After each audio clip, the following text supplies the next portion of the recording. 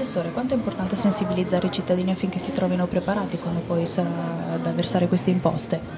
Beh, è molto importante perché viviamo un momento molto difficile, c'è un aumento della disoccupazione, quella dei cittadini chiamiamo di mezza età, ma c'è il grande problema dei giovani. I cittadini in questo territorio, quasi l'85% è proprietario della casa e oggi quest'anno l'IMU interviene sulla prima casa, aumentando le redditi catastali. Nessuno capisce qual è l'ammontare, perciò un percorso come questa serata aiuta molto. Formare le persone, prepararle. C'è una proposta che ha fatto il nostro partito che sia una tantum, cioè solo per quest'anno, il decreto è Salva Italia e non la possiamo salvare ogni anno.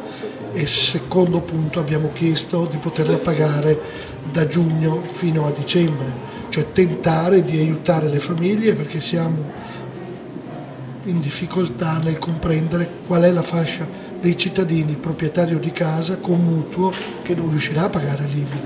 E sa, il primo Salva Italia è stato importante, però è stato solo tasse.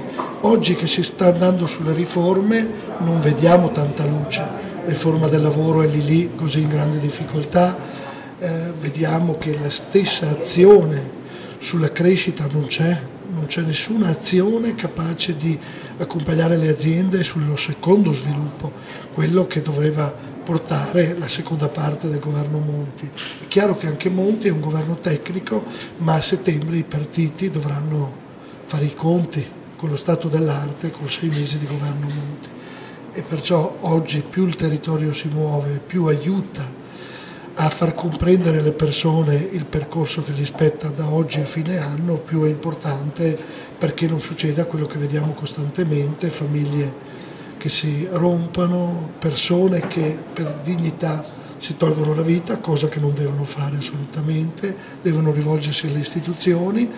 Dobbiamo noi istituzioni, quella regionale in particolare, non aumentare nessuna tassa. Noi non aumenteremo l'addizionale IRPEF, lavoreremo sulla riorganizzazione dei servizi e del sistema, tentando il più possibile di non tagliare i servizi, ma oggi riorganizzarli in modo diverso vuol dire costi inferiori. Poi speriamo con un sogno il 2013 diverso da quello del 2012.